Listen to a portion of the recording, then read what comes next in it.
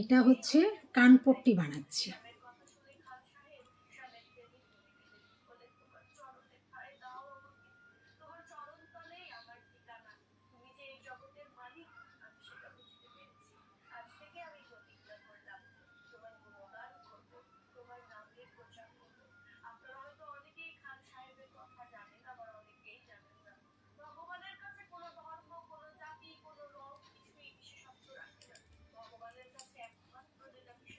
এই সাইডটা এরকম বানিয়েছি, আর এটা হচ্ছে আরেকটু বাকি আছে, আপনাদের করে আমি দেখাচ্ছি। এই যে কানপট্টিটা কমপ্লিট।